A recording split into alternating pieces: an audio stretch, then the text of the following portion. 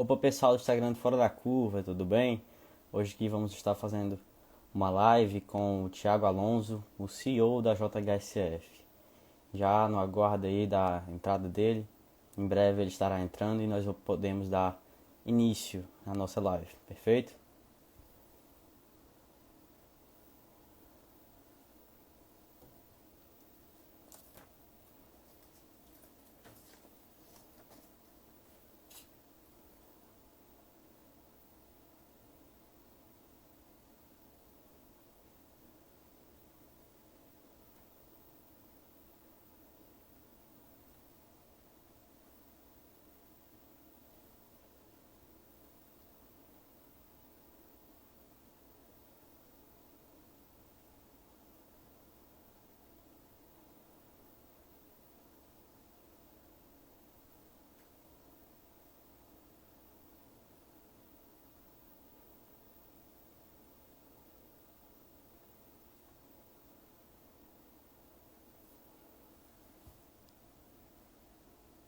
Gabriel Nóbrega, tudo bem, irmão? Beleza?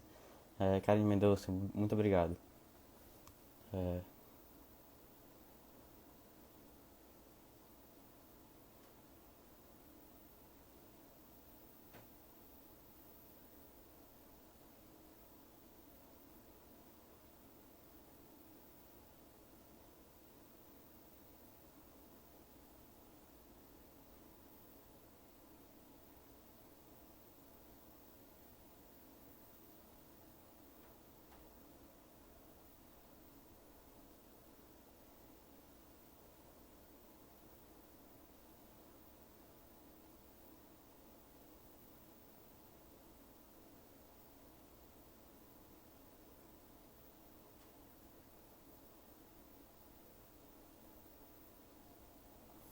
Então, pessoal, o Thiago já deve estar entrando, em breve entrará, perfeito? Nós já iremos dar início, sem dúvidas. Vamos fazer aqui uma live com bastante conteúdo, bastante produtiva, sobre diversos assuntos. Thiago, para quem não conhece, é o CEO da JHSF, muitos devem conhecer como JHSF3, pois é o ticker da empresa, o código de negociação da empresa, perfeito? Listada na nossa bolsa de valores. Um instante.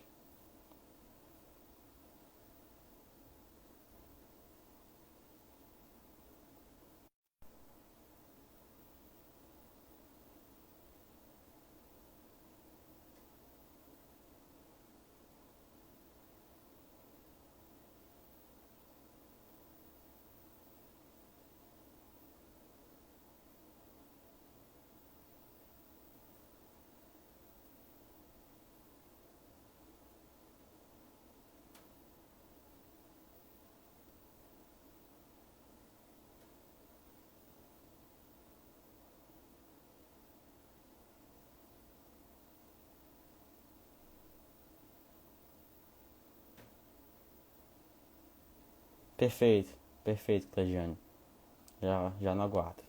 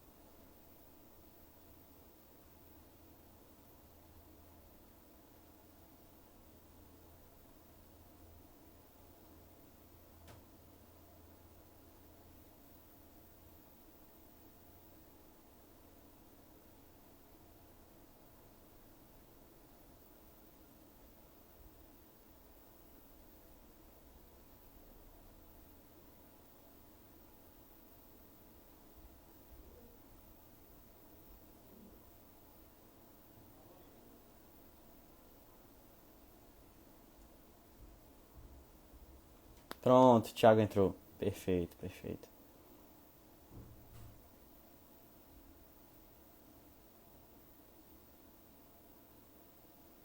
Thiago, aqui não tá dando pra te chamar. Eu acho que tem que começar a nos seguir para te chamar. Aparece, não, unable to join. Acho que você precisa começar a seguir esse Instagram. Um instante.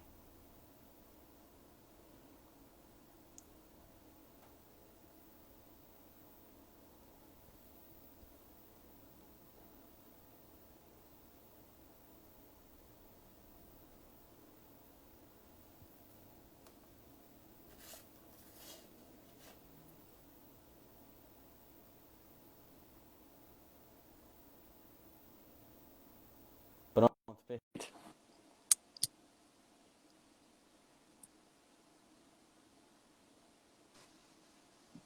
Opa, Thiago, tudo Tudo bem? bom? Tudo Boa, jóia. boa noite. Boa noite para você também. Desculpe aí, eu tive um pouco de dificuldade de conectar essas lives do Instagram que às vezes dão calor na gente. Sem problemas, Thiago. Thiago, primeiramente, muito obrigado por aceitar o nosso convite aqui. É uma honra imensa, ter uma pessoa como você aqui conosco. Muito obrigado. Obrigado Thiago, pelo convite. não, é uma honra tê-lo aqui conosco. Thiago, para começar aqui a nossa live, dado que o nosso Instagram é basicamente composto de pessoas mais predominantemente aqui do Nordeste e de Fortaleza, eu gostaria que você contasse um pouco a história da JHSF, bem como a sua história, para as pessoas se nortearem aqui. Legal. Rapidinho, a minha história, eu tenho 49 anos, pai da Maria e do Luiz, casado com a Fernanda. Trabalho na JHSF há quase 6 anos. Eu comecei trabalhando na empresa como diretor financeiro, depois também assumi a área de relação com investidores. E há 2 anos e meio, mais ou menos, eu me tornei o diretor-presidente da empresa. A JHSF é uma empresa que tem 48 anos, ela atua no segmento de alta renda aqui no Brasil e desenvolve negócios em 4 áreas, na área de incorporação imobiliária, de shopping centers, de hotel e restaurantes e também tem um aeroporto executivo.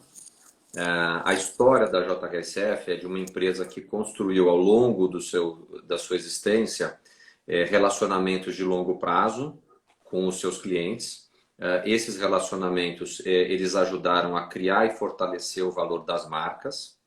É uma empresa que tem um propósito de surpreender, transformar, inspirar e realizar e uma motivação de qualidade e excelência em primeiro lugar. Como cultura, nós somos uma empresa muito focada no cliente de alta renda. A gente diz que na JHSF o cliente é a razão, não é que ele tem a razão, ele é a razão. E ele é um elo importante que une os nossos negócios. Então, é muito comum nós termos um cliente que é nosso cliente nessas 4 unidades de negócio, o que torna o modelo que a JHSF trabalha um modelo bastante único dentre as empresas aqui no Brasil. É muito bom. É como você sempre fala no Twitter, né? Negócios únicos para clientes especiais, é a JHSF. É isso aí. Muito bom, muito bom. Thiago, para começar aqui a nossa live, eu acho que não há outro tema mais em vigor no meio corporativo hoje em dia do que as políticas ESG. E eu gostaria de pedir um pouco para falar um pouco da sua perspectiva sobre essas políticas, como elas guiarão, se guiarão o nosso mercado brasileiro aqui no longo prazo, o que elas vão interferir, será de grande valor a sua visão sobre essas políticas.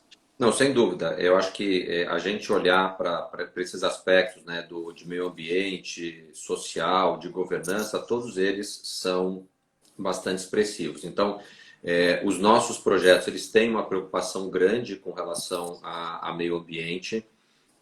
Pouca gente sabe, mas por mês, só no empreendimento da Fazenda Boa Vista, a gente deve plantar mais de 3.000 árvores todos os meses há 14 anos praticamente. Então, assim, existe uma preocupação clara com relação a isso. Na parte social, Eu acho que agora, durante a pandemia, nós deixamos bastante transparente aí para o mercado a nossa atuação como empresa, como executivos dessa empresa e também como indivíduos, no sentido de estender a mão para pessoas que estavam passando por um período mais complicado. Então, nós levamos para várias comunidades que são próximas a empreendimentos que nós desenvolvemos apoio de equipamentos médicos, cestas básicas, de dinheiro. Nós fizemos um trabalho e continuamos fazendo um trabalho junto com os lojistas, que são nossos clientes, também no sentido de estender a eles uma ajuda nesse período de maior dificuldade. Então, a gente flexibilizou muito a questão dos aluguéis. A companhia aderiu ao movimento Não Demita, e isso tem a ver com o respeito, a consideração e o agradecimento que a gente tem pelos 3.000 colaboradores que acordam cedo e dormem tarde para levar qualidade e excelência para os nossos clientes especiais. E, pessoalmente, alguns diretores, eu me incluo entre eles, a gente tem feito um trabalho de buscar, através de situações como essa, sensibilizar mais pessoas para que elas, junto conosco, façam doações ou busquem por doações para essas organizações. Então, me lembro na nossa última divulgação de resultado, cada uma das páginas da nossa apresentação, ela tinha um QR Code que era associado a uma das instituições. Então, eu me lembro do GRAAC, do Gerando Falcões e algumas outras entidades aí que a gente apoia, também no sentido de facilitar. Então, acho que nessa parte social a gente trabalha há muitos anos. Talvez a gente fosse muito discreto e agora resolveu também levantar um pouco, quer dizer, falar um pouco mais desse assunto abertamente, porque é um momento que mais gente precisa se engajar nesses movimentos.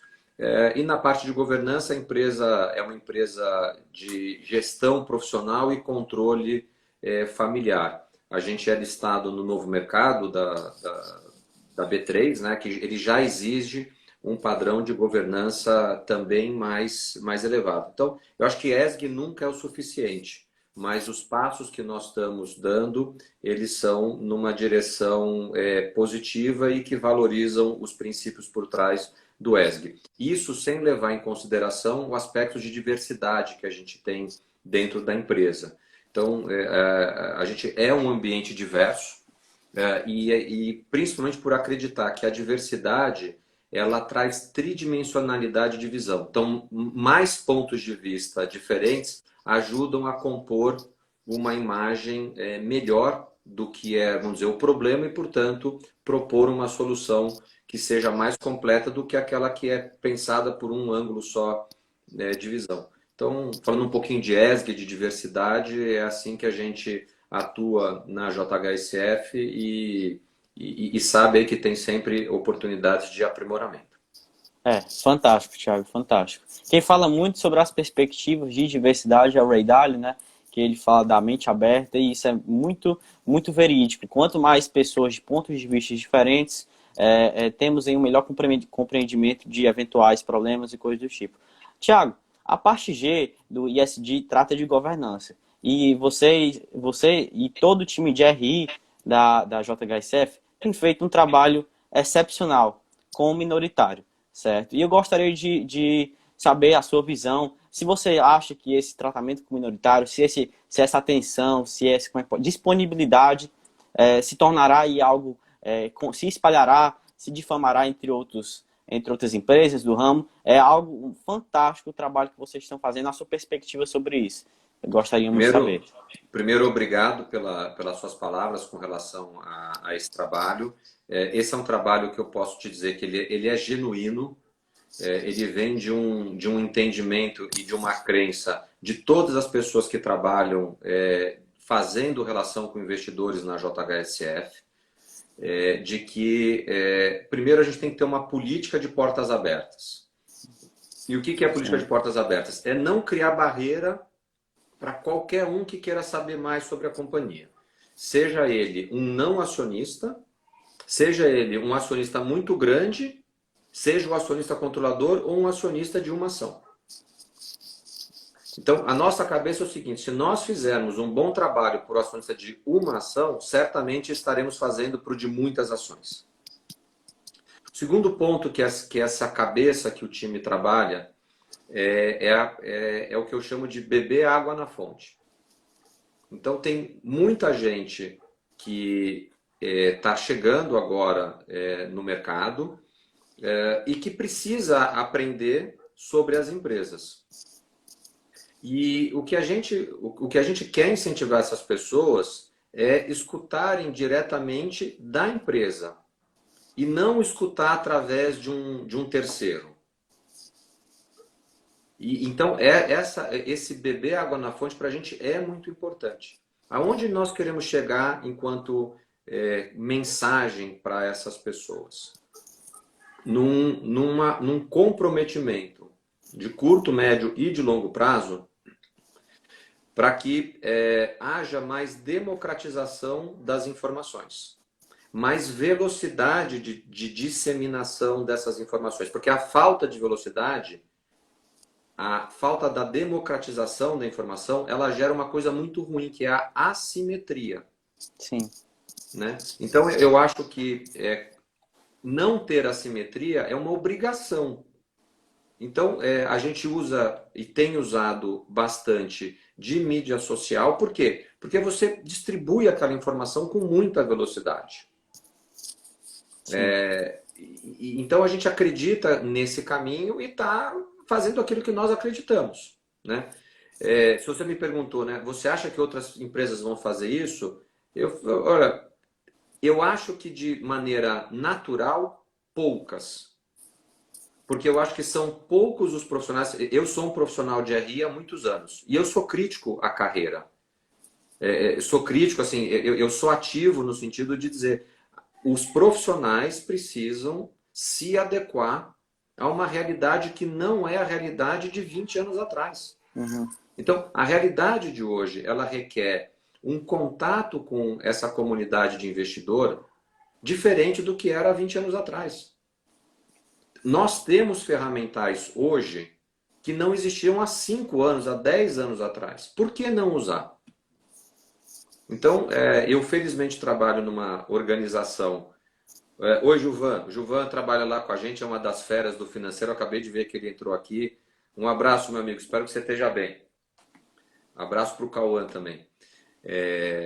Então, a gente trabalha de uma maneira inovadora e, felizmente, esse time trabalha numa organização que dá a ele liberdade de praticar essas políticas, que tem a ver com aquelas questões culturais que eu falava instantes atrás. Isso é ESG. Sim. Né? De fato. Então, eu prefiro ter uma conversa como estou tendo com você aqui, onde a quantidade de pessoas que quiserem nos assistir, vão ouvir, vão absorver as informações que a gente vai ter, do que como era há pouco tempo atrás, que era numa salinha, 2 pessoas só conversando, sabe lá o que acontecia dentro dessa conversa. Essa conversa aqui vai ficar gravada. Sim. Então, eu acho que a gente com isso está indo buscar aquele objetivo de universalização, de tempestividade da divulgação de informações, e eu acho que como carreira, como profissão, o profissional do RI, ele tem que se reinventar. Essa é muito verídico mesmo. O investidor de 20 anos atrás era majoritariamente o institucional, que tinha um acesso direto a toda a governança. Hoje em dia é completamente diferente. Essa universalização aí da disseminação da educação financeira está ocasionando que muitas pessoas não tenham a oportunidade de ter esse contato que o institucional tem, mas por conta de atitudes como essa, da JHSF principalmente, essa transparência acaba que é fantástica. De fato, é disruptiva essa atitude que vocês estão tendo com o investidor individual, com o minoritário. Tiago, deixa eu só dar um oi aqui de novo, que eu vi também que a Alícia, que trabalha lá no nosso time, É o Rafael, que é um cara que também eu sigo aqui no Instagram. Quer dizer, tem um monte de gente entrando aqui. Obrigado aí, pessoal, pela atenção de vocês. Fantástico, fantástico. Tiago, no nosso grupo era uma pergunta que todos nós tínhamos, que era acerca de como que a JHSF se reinventou nesse período de quarentena, dado principalmente os negócios de shopping, de restaurante, quais foram as mudanças que vocês tiveram que fazer para se adaptar, bem como aí os negócios, como é que foi a reação dos negócios perante esse período. É uma pergunta bem interessante essa. Se você perguntar para as empresas se todos estavam preparados para uma pandemia, quem for sincero com você vai dizer que não, né? Por outro lado, nós vínhamos com duas ações acontecendo em paralelo. Uma tem a ver com a pandemia. A gente vinha acompanhando muito de perto o que estava acontecendo, principalmente na Europa, no início do mês de fevereiro, porque nós tínhamos uma parte importante de pessoas da empresa que estavam participando de reuniões na Itália e também que participaram da Semana de Moda em Paris, isso na primeira quinzena de fevereiro. E eles já vinham relatando para a gente algo que estava acontecendo estranho lá. E a gente ainda aqui no Brasil numa fase de negação. Então isso aqui já deu um alerta para a gente de que algo estava por acontecer.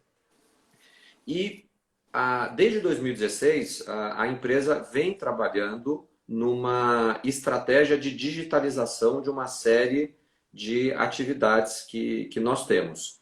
Então, na hora que a gente percebeu que ia precisar virar o chip, eu acho que a gente já estava mais ou menos preparado por esse trabalho desde 2016 da digitalização e também por conta de já, desde o início do mês de fevereiro, vinha acompanhando o que estava acontecendo no mundo afora.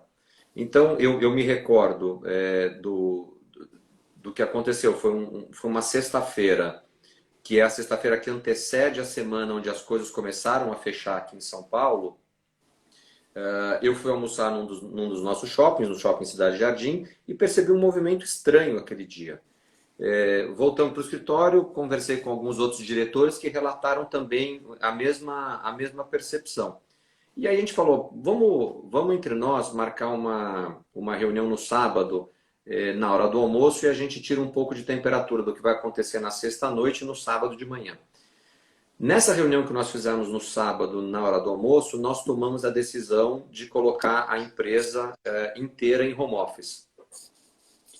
E então foi o tempo vamos dizer, da parte da tarde do sábado e o domingo para preparar toda a parte de infraestrutura tecnológica com aplicativos que a gente até tinha assinatura, mas que ninguém usava. Então a gente usa na empresa o Microsoft Teams. Hoje todo mundo conhece, todo mundo tem instalado, mas naquele momento não tinha. Então o time de tecnologia teve que correr com isso, o time de recursos humanos teve que tomar uma série de decisões, a gente teve que comunicar. A equipe é uma equipe grande, são 3.000 pessoas que estão de Manaus até Punta del Este. A gente tem gente nos Estados Unidos. Então foi um trabalho exemplar que o time fez, e a gente teve que encontrar, dentro desse período da pandemia, formas diferentes de fazer negócio. Então, a frase que mais vinha na minha cabeça nesse momento o maior risco é ficar parado. Então, é um time que está muito entrosado entre si, não só a liderança, mas o time inteiro é muito, muito entrosado, e todo mundo sabia o que precisava fazer naquele momento. Com, 15, 10 minutos de conversa para dar um alinhamento lá, e todo mundo saía para fazer o que precisava ter sido feito. Então, foi um período difícil para a gente, acho que para todas as empresas ele foi um período difícil, mas eu acho que muito olhando aquelas mensagens de cultura que a empresa tem, né? Que a gente até já tocou, que tem a ver com ESG, esse tipo todo de coisa, foi vamos dizer, mais suave para a gente atravessar do que teria sido não fosse assim. Muito bom, muito bom. De fato, vocês dá uma sensação que vocês tiveram uma precaução anterior à generalização, digamos assim, das atitudes corporativas. E, Thiago, dado que a JHSF tem está relacionada em diversos segmentos, tem desde restaurantes a aeroportos, como é que cada segmento reagiu a esse período? Você poderia falar um pouco disso conosco? Posso. O segmento de hotéis e de restaurantes, por questões de decreto, ele teve que fechar as suas operações, não só por decreto, mas as pessoas também adotaram uma postura mais cautelosa. Os shopping centers tiveram que fechar as suas operações. E para aqui um minutinho, o shopping usou muito a plataforma do CJ Fashion, que é o primeiro aplicativo de shopping center aqui no Brasil de mobile commerce, que tem inclusive presença nacional desde 2018. A parte dos restaurantes, a gente é um restaurante, os nossos restaurantes são restaurantes de gastronomia, né? Então a gente teve que aprender a fazer delivery de gastronomia, que como eu costumo comentar, entregar gastronomia é diferente de entregar hambúrguer ou pizza. Sim. Então, a embalagem tem que ser diferente, a forma do transporte tem que ser diferente. Então, a gente vamos dizer, foi para a linha de frente lá para também fazer acontecer. E a grande verdade é que toda essa digitalização que aconteceu na empresa, ela vai ficar como um legado positivo. Então, nós crescemos a abrangência dos nossos negócios a partir do momento que a gente passou a usar dessas ferramentas digitais. Tem dois outros negócios que são o aeroporto e a incorporadora. O aeroporto ele foi inaugurado no final do ano passado e nós tínhamos a expectativa que só no final desse ano é que os hangares que foram inaugurados estariam lotados. E o fato é que em abril eles já estavam lotados. Então, a gente até já começou. O Anderson até já colocou aqui um post legal do GRAC. Boa, Anderson, Sim. obrigado. Então, a gente antecipou a construção de mais 3 hangares. Então, nós estamos saindo de 2 hangares para 5 ainda dentro do ano. E a nossa incorporadora, no segundo trimestre desse ano, reportou vendas de 466% maiores do que no segundo trimestre do ano passado. Então, esse lado da companhia foi muito bem. Então, a gente gosta muito do modelo de negócios que a empresa tem, que é um modelo focado no cliente de alta renda e um modelo que tem diversificação de áreas de negócios. Então, às vezes, umas vão melhores, outras vão piores. Eu me lembro, há 3 ou 4 anos atrás, a parte de shoppings e dos hotéis que hoje sofrem, elas estavam prosperando, enquanto a incorporadora, que hoje vai bem, ela estava passando por um período um pouco mais difícil com as altas taxas de juros. O pessoal do CEF do Dolinho está por aí também. Tudo bom, Bernardo? Um abraço. Eu não posso falar, eu ainda estou atrás de ver como é que eu posso entrar nesse Close Friends. Eu vi que tá você, tá outras pessoas fantásticas lá, mas eu ainda não consegui entrar. Realmente quero muito entrar no grupo do Telegram também. Eu espero o convite, viu? Bernardo, esse convite aí vai ter que vir de você, hein, cara? Por favor, o Close Friends da Olinha, eu vejo todo mundo falando lá no Twitter e não posso falar porque eu não estou no grupo. Tiago, tem uma pergunta aqui, aqui nas nossas perguntas. Eu tinha outras perguntas preparadas, mas chegou essa pergunta aqui. Qual o mindset que um CEO deve ter na gestão de uma empresa ao nível da JHSF? Pô, essa é uma boa pergunta. Eu acho que o mindset aqui tem que ser um mindset de ajudar as pessoas que fazem parte da empresa, essas 3.000 pessoas, a realizarem o seu máximo potencial dentro daquilo que são os objetivos de negócios de curto, médio e longo prazo que a empresa tem, num ambiente de muito respeito. Então, eu acho que a gente tem que fazer sim um trabalho de puxar as pessoas para que elas cresçam. Então, aqui tem uma questão de tirar da zona do conforto. Ao mesmo tempo, eu tenho que respeitar onde é que estão esses limites de algumas pessoas. Aquelas que têm um limite mais largo vão crescer mais rápido, aquelas que não têm vão ficar, por alguma razão, presas àquele tamanho que podem ter. Mas acho que, acima de tudo, tem que ser um time que é entrosado. A analogia que eu mais gosto de usar é a analogia daqueles barcos de 8 remadores que disputam a Olimpíada, que tem 8 remadores e um timoneiro. Aquele barco, ele não vai para uma Olimpíada por acaso. Ele é um barco que treina, ele é um barco que conversa, ele é um barco que teve que, ao longo do tempo, ir trocando os remadores até que ele encontrasse uma harmonia entre os 8 remadores. Que os 8 remadores confiem entre si, que eles tenham entrosamento com o timoneiro. Então, formar o espírito de time é um aspecto importante para que as pessoas se sintam responsáveis pelo resultado final, não apenas pelo seu resultado. Então, a gente tem que fazer a nossa parte, mas integrada com um algo maior. É muito interessante, acaba que essa integração, esse entrosamento, somada às diferentes perspectivas da diversidade, é uma combinação excepcional aí para o longo prazo da empresa. Tiago, aqui uma pergunta que vieram de algumas pessoas do nosso grupo também, mais relacionada um pouco à macroeconomia. Como é que vocês da JHSF estão visualizando, estão encarando o cenário aqui brasileiro, que nós temos uma taxa de juros curto, a taxa de juros de curto prazo, no menor nível histórico? Vocês têm aí o segmento de corporação relacionado aí a financiamentos. Como é que vocês estão visualizando essa conjuntura?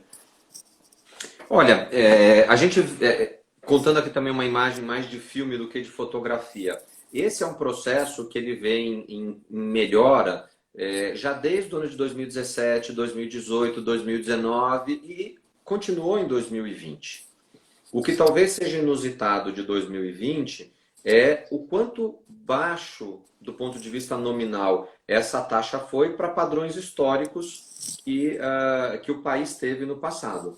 E no mundo inteiro, o setor de desenvolvimento imobiliário, ele é muito sensível à taxa de juros. Toda vez que você tem taxa de juros baixa, existe uma expansão do setor imobiliário. Toda vez que a taxa de juros é alta, existe uma retração do mercado imobiliário. Então, esse filme que a gente está assistindo da taxa de juros, ele ajuda também a compor a história de crescimento das vendas da companhia no segmento de negócios imobiliários. Então, justamente, muito interessante. Acaba que, como você falou aí, o setor imobiliário tem essa expansão aí no cenário atual. Então, muito interessante para a JHSF essa perspectiva. Tiago, outra pergunta do nosso grupo que algumas pessoas fizeram era como é que para você falar um pouco de como é que é feita a tomada de decisão de um investimento ou de outras decisões cotidianas em uma empresa do porte da JHSF. Você poderia falar um pouco para nós aqui desse assunto? É um processo de tomada de decisão, diria para vocês, até que relativamente rápido, que envolve basicamente as lideranças do assunto que se refere àquela tomada de decisão. A gente procura tomar essas decisões sempre tendo como pano de fundo questões culturais da empresa, né? Então, por exemplo, tem dois aspectos importantes da cultura da empresa, que é o propósito de surpreender, transformar, realizar e inspirar, e a motivação de qualidade e excelência. Então, toda vez que tem uma definição com relação a produto, essa proposta que está sendo trazida, ela é uma proposta que vai atender o propósito de surpreender, transformar, realizar ou inspirar? Se sim, estamos indo na direção correta. Se não, continua pensando até a gente chegar a uma resposta aqui que seja positiva. E na hora que nós estamos fazendo algo, estamos fazendo com qualidade e excelência em primeiro lugar? Se sim, estamos na direção correta. Se não, temos que consertar aquela forma de fazer. Então, uma empresa que se foca no cliente, ela tem que se adaptar. Os seus produtos têm que se adaptar. O time tem que se adaptar. Para quê? Para continuar levando qualidade e excelência para o cliente especial. É muito, muito bom. Ter esses princípios aí como norte já diz muito sobre a qualidade da empresa. Tiago, muito, muito interessante mesmo. E quais seriam os planos no futuro, para o futuro aí que vocês veem para a JHSF tendo como base atualmente o cenário que nós vivemos? A gente tem hoje um plano que eu vou quebrar talvez em três grandes ações, tá? Tem uma ação que é operacional. Então, o nosso plano é crescer o volume de vendas de negócios imobiliários. Hoje, a companhia opera em três grandes polos. Então, é o polo de São Paulo, de Cidade Jardim, é o polo da Fazenda Boa Vista e é o polo mais recente do Parque Catarina. Então, nós queremos nos próximos 3 anos e meio crescer cerca de 3 vezes a geração operacional de caixa dessa divisão de negócio. A segunda área de crescimento é a área dos shopping centers. Nós estamos fazendo de maneira simultânea a expansão do Cidade Jardim, a expansão do Catarina Fashion Outlet, terminando a construção do CJ Shops. E vamos fazer na sequência a construção do Faria Lima Shops e a construção de um shopping no bairro do Real Parque. Essa expansão de área física que vem por conta dessas construções, somada com um posicionamento que a empresa tem, uma estratégia, na realidade, de operar no Brasil marcas exclusivas, marcas premium, ela traz um diferencial de mix de produto que esses shoppings podem ter. E em cima desse físico, que é a presença dos shoppings com as marcas, a gente traz a estratégia digital. Então, a estratégia digital para a gente é uma maneira de facilitar a vida do nosso cliente. O nosso cliente ele pode consumir offline, ele pode consumir online. A gente tem que ter a mesma qualidade de atendimento nessas duas áreas. O que nós oferecemos o tempo inteiro para os nossos clientes são soluções únicas. Por isso que a gente usa a expressão negócios únicos para clientes especiais. Então, o fato da gente ter uma composição de marcas que só nós podemos ter, cria uma diferenciação. Então, isso aqui é o que a gente quer fazer com essa parte de malls, retail e digital. A parte dos restaurantes e dos hotéis, a gente vai expandir praticamente dobrando ela nos próximos 3 anos e meio, com a abertura de mais 7 hotéis. Nós temos 8 e vamos abrir mais 7 hotéis. Um deles, inclusive, vai ser ali pertinho da onde será a Vila XP. E devemos, que esse é o nosso plano de negócio, abrir mais 10 restaurantes. Então, dos 30, nós queremos chegar a 40 restaurantes. E com isso, praticamente dobrar a geração operacional de caixa dessa divisão. E o aeroporto, nós inauguramos o aeroporto tem pouco mais de 6 meses. O nosso objetivo é continuar adicionando... Olha o Gerson aí. Gerson, um abraço. Gostei da nossa live aí outro dia.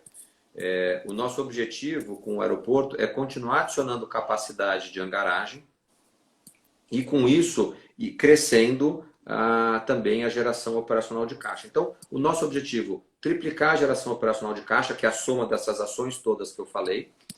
Quando a gente olha para os investimentos, o que nós vamos investir em novos shoppings, a gente quer reduzir a participação em alguns shoppings atuais que nós temos e, com isso, trazer neutralidade de investimentos.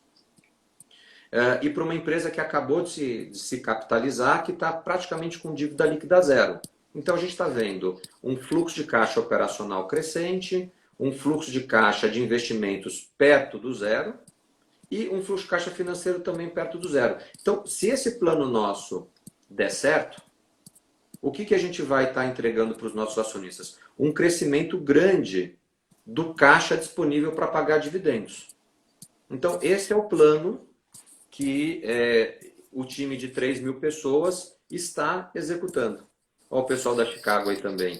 Outra live que a gente fez esses dias, muito gostosa. Tiago, fantástico, fantástico, muito interessante. Chegou aqui algumas perguntas aqui nos comentários, uma pergunta aqui do Mister Pinheiro. Existirá um fundo imobiliário para execução do empreendimento da XP? Eu não posso afirmar que tem, que vai ter.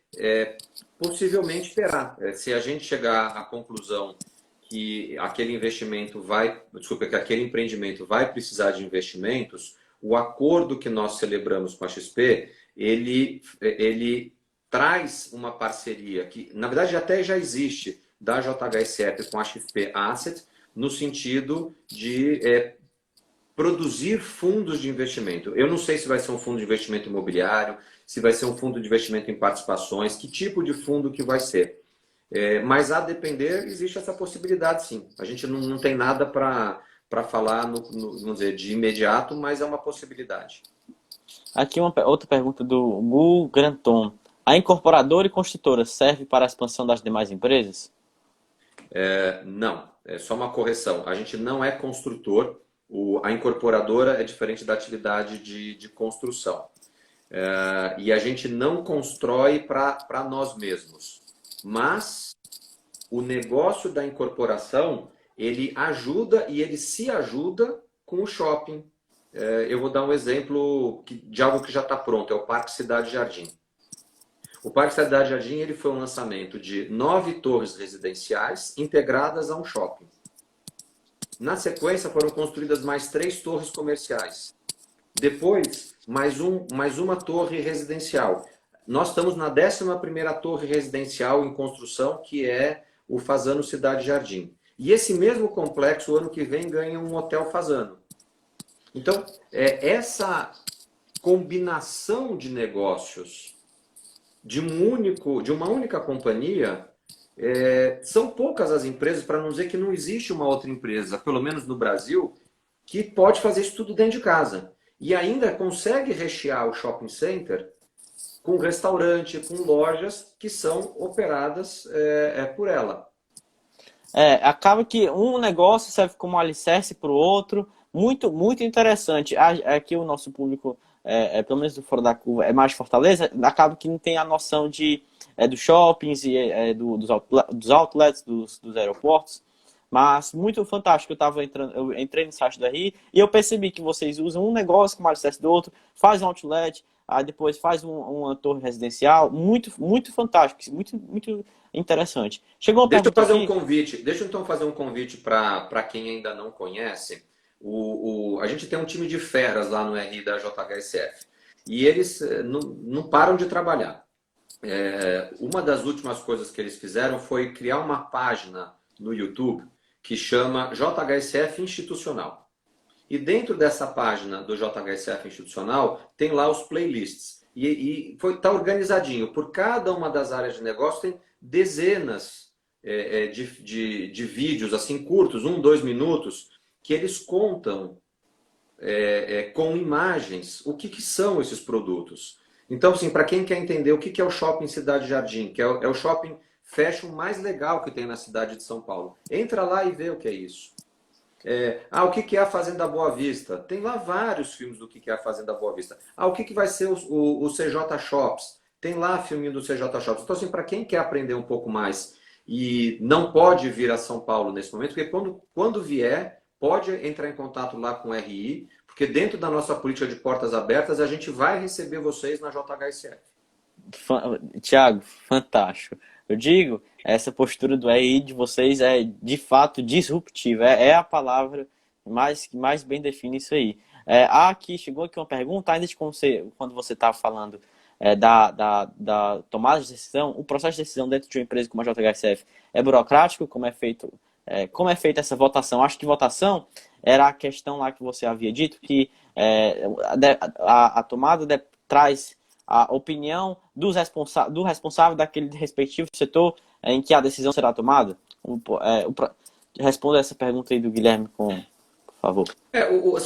O processo de decisão ele não pode ser burocrático. Tem empresas que burocratizam e a gente é daquelas empresas que procura ser ágil na tomada de decisão. Eu acho que se eu pudesse trazer aqui uma analogia, a mesma velocidade que a gente traz para a comunicação aqui, a gente quer trazer para o nosso processo decisório. Então tem que juntar as pessoas que têm as informações que são necessárias para formar o entendimento. Por isso que a diversidade também ajuda, porque você vai trazendo mais ângulos de visão. A gente marca uma conversa, às vezes, de meia hora, 1 hora, bate lá um papo, quer dizer, às vezes até são mais acaloradas essas conversas, mas são sempre voltadas para que a gente tome uma decisão com aquele tripé: visão de longo prazo, o propósito e a motivação da empresa. Fantástico. E ser consistente em respeitar esse tripé é uma forma que nós buscamos para que as decisões sejam tomadas dentro de uma lógica continuada lá dos nossos negócios. Muito bom, Thiago. Thiago, as nossas perguntas já se encerraram, mas eu tenho aqui uma última. Qual seria a sua mensagem para as pessoas que estão entrando no mercado, estão entrando no mercado há pouco, as pessoas físicas, e bem como para os jovens? E eu me incluo também com as pessoas que entraram no mercado há pouco e como jovem. No Fora da Curva é feito pessoas em média de 13 a 16, 19 anos. E todos, sem dúvidas, que estão nos assistindo, estão impressionados com toda a JHSF e com você como CEO, como executivo. Bom, primeiro, obrigado. Eu não conseguiria fazer nada sozinho. Assim, as coisas que eu faço é porque tem esse time maravilhoso que me dá retaguarda. Até acabei de ver aqui a Priscila, que trabalhou comigo numa outra empresa, tá aqui. Oi, Priscila. Espero que você esteja bem. Então, vamos lá. O que eu falaria para vocês? A mesma coisa que eu estou fazendo com os meus filhos, que foi aquilo que o meu avô fez comigo. Educação financeira. Então, estudem, formem grupos de pessoas para conversar entre si, para aprender de maneira conjunta, né? E dessa forma a gente vai crescendo, né? Eu estou com quase 50 anos, mas comecei a minha educação financeira com 11. E ainda hoje eu cometo os meus erros como investidor. Então, assim, enquanto você não tiver seguro, procure ajuda de outras pessoas. Se você não está seguro para investir sozinho o seu dinheiro, invista através de um gestor. Procure um gestor que você entenda o que ele vai fazer com o seu recurso. Mas uma coisa eu digo: não espera o conhecimento cair na sua cabeça. Vai depender do quanto você estudar. E aqui que a gente tem que fazer esse papel do facilitar o beber água na fonte. Então, uma coisa é entender a lógica do mercado, o que é os juros, o que é a renda variável, que são ali os primeiros passos, né? Aliás, o primeiro passo para investir é economizar dinheiro, né? Esse a gente não pode esquecer, né? Então, até eu faço uma brincadeira, eu tenho uns sobrinhos que já estão lá com uns 20 e poucos anos, e quando eles eram pequenininhos, eu ficava fazendo um desafio para testar se eles sabiam o que era juros, né? E a resposta era sempre, que a resposta certa assim: tio, juros é aquilo que a gente recebe com o dinheiro que a gente poupou, porque a gente não paga juros porque a gente não toma empréstimo. Então, essa brincadeira que eu faço desde a infância dos meus sobrinhos é o passo primeiro, tá? Mas não adianta também você guardar o seu dinheiro e não souber como investir. Então, não sabe? Ótimo. Se junta a pessoas que vão te ajudar a estudar, a crescer juntos. Um puxa o outro, um dá a mão para o outro. E enquanto não tem, vamos dizer, a capacidade de andar sozinho, usa um gestor. Eu acho que eu posso andar sozinho. Pega um pedacinho pequeno daquele seu dinheiro e começa a fazer coisas com segurança, né? Investir é um negócio de longo prazo. Ele não é investir hoje para ficar milionário amanhã. Tem pessoas que conseguiram fazer isso? Tem. Mas tem muito mais pessoas que perderam tudo ao tentar fazer isso do que aquelas que conseguiram fazer isso. E pode ter certeza, as que conseguiram estudaram muito para conseguir fazer.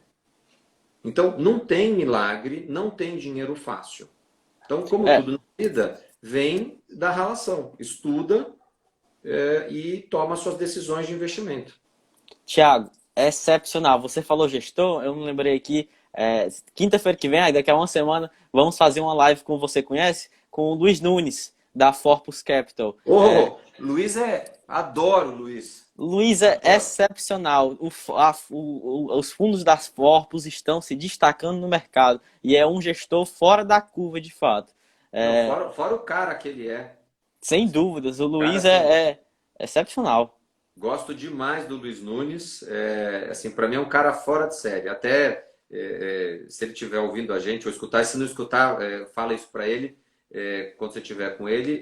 Eu tô devendo para ele uma. Ele vai fazer uma palestra lá na JHSF. Lu- Vai contar a história de vida dele, que é uma história maravilhosa. O cara é fora de feríssima, fera. Falando nisso, eu vi eu vi no Twitter há alguns dias e eu achei um negócio fantástico. Vocês fizeram um negócio com o TC, o Traders Club, de oferecer um curso para os colaboradores de você. Isso aí é excepcional. É isso aí. Educação financeira para os colaboradores só tem a agregar valor para a companhia de vocês, para a JHSF, para os acionistas minoritários, para todos. É fantástico. Além de tudo, o trabalho do TC como educadores financeiros também é fora da curva. Se alguém do TC estiver nos assistindo, muito obrigado pelo trabalho de vocês. Não, assim, Chegou. eu acho que é isso mesmo. Quer dizer, eu estava aqui há pouco comentando que as pessoas precisam estudar sobre educação financeira e tudo mais. Como a gente tem um processo de formação das pessoas aqui no Brasil que não privilegia isso, a gente acabou buscando agora, durante esse período da pandemia, e aqui a Alicia não vai me deixar mentir, o Gilvan, que está aqui assistindo a gente, a Mara, que eu vi que também está por aqui agora, a gente falou assim, poxa, vamos oferecer para as pessoas. Quem quiser, está lá para beber água na fonte. Então a gente É, abriu a porta do conhecimento, ofereceu a água. Vai beber quem quiser beber e crescer. E o que eu achei interessante, no última desses treinamentos, a gente pediu para que a mãe ou o pai que tivesse ali, ó, o Gilvan está dando um joinha aí, está confirmando.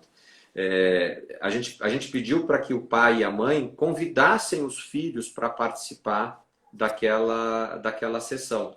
Para quê? Para também estimular essa discussão de educação financeira dentro das casas. Então, o TC faz esse trabalho, a Elô da Estochos faz esse trabalho, a sim. Elô também é uma amigaça minha. Eu acho que o que o Luiz Nunes faz muito no Twitter é também ajudar as pessoas a entenderem o que está acontecendo. As brincadeiras que eu faço ali no final do dia, de criar Ah, uma reflexão, de, é de, verdade. de criar uma reflexão, para as pessoas refletirem, começarem a pensar, né? Tem perguntas que eu não respondo, eu respondo às vezes pergunta com outras perguntas. Ah, Thiago, isso é bom ou isso é ruim? Sim, eu tenho a minha opinião. Forme a sua, né? Ah, então assim, às vezes devolver uma pergunta é você colocar aquela pessoa num modo de reflexão que é muito mais difícil você ensinar a pessoa a pescar. Mas é muito mais responsável do que ficar dando peixe todo dia. Tiago, excepcional. Eu vi hoje você perguntou para onde vai o câmbio, para onde vai o juro. É isso que temos para amanhã. É tradicional já, é de lei você postar. Isso é excepcional. Chegou aqui uma pergunta, alguma indicação, eu já ia fazer, mas chegou aqui, alguma indicação de livro para alguém que quer ampliar sua habilidade na gestão de empresa? Puxa, assim, de pronto, um só eu não vou dar não. Mas eu gosto, assim, foi alguma coisa que me ajudou muito. Foram os livros sobre Economic Value Added, o EVA.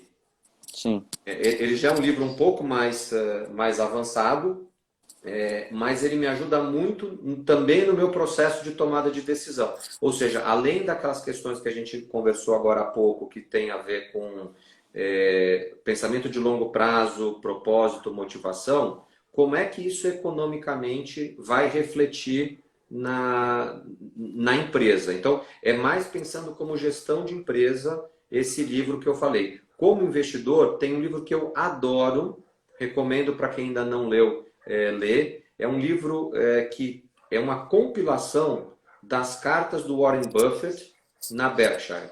Chama, se eu não me engano, Os Ensaios. Do- é, eu já vi na Amazon esse livro. É muito bom. É um livro de capa azul com as letras pequenininhas em dourado. Acho que chama Os Ensaios de Warren Buffett, esse livro. Eu adotei uma postura. Eu, quando termino de ler um livro, eu não guardo o livro. Eu dou o livro. Porque eu acho que aquele conhecimento numa prateleira, ele está morto. Aquele conhecimento, quando você passa ele para alguém, você está circulando aquela informação para outras pessoas. Então, eu acho que... E é por isso que eu não tenho nem aqui... Eu estou olhando, eu estou no meu escritório, eu olho para o lado, tem aqui, sei lá, uns 8, 10 livros que estão na estante, mas são os que eu ainda tenho que ler. É excepcional. E para quem estiver nos ouvindo e não puder comprar o livro, tem no site da Berkshire todas as cartas do Warren Buffett desde 1970. Fonte de conteúdo das melhores possíveis. Para encerrar aqui, Thiago, um comentário do Guilherme Aguiar, que é um dos nossos, diretor do nosso grupo, ele falou, tem que rolar um podcast com o Thiago. Saiba que você está convidado, viu? Muito, Thiago, de coração, muito obrigado por essa live. Isso aqui é a mais clara demonstração de como o trabalho que vocês, GRI da JHSF, estão fazendo é excepcional. Eu não sei de outro gestor, de outra companhia de capital aberto que estaria disposto a fazer uma live com um grupo de adolescentes. E isso é excepcional. Essa troca de conhecimento, esse fornecimento de conhecimento que você nos proporcionou hoje, sem dúvidas, excepcional, é incrível. Muito obrigado. Queria agradecer o convite que vocês fizeram, não só para essa live, como também do podcast. O convite já está aceito. Vou pedir para só depois vocês combinarem lá com as feras uma data e um horário para a gente fazer esse podcast. Deixar aqui um convite para quem está nos assistindo ou quem vier assistir isso nos próximos dias, de que é um momento que a gente tem que ser solidário. Eu esqueci, quem agora há pouco aqui fez um post com o endereço de doações do GRAAC. Eu sou encantado pelo trabalho que o GRAAC faz, que é um trabalho muito importante de ajudar crianças e adolescentes que têm câncer a ter uma melhor qualidade de vida. Então, é um assunto que me sensibiliza. É super fácil de doar, www.graac, que é graac.org.br/doar. A partir de R$ 10 dá para doar. E quem não puder doar, vai atrás de pessoas que possam doar. O importante é que a gente faça acontecer essa doação chegar numa instituição que cuida de 3.500 crianças de forma simultânea e gratuita. Então, a gente tem que ser aí apoiador de um movimento como esse e fazer com que essa organização tenha os recursos que ela precisa para poder continuar dando um tratamento que é um tratamento de longo prazo que essas crianças precisam. Então, a gente não pode ter interrupção. Fica aqui um convite, junto do meu também enorme agradecimento de coração pelo convite que você fez. Thiago, muito obrigado. Uma boa noite a você e a todos os nossos espectadores. Fantástico. Obrigado. Obrigado. Boa noite e bom final de semana. A você também, amigo.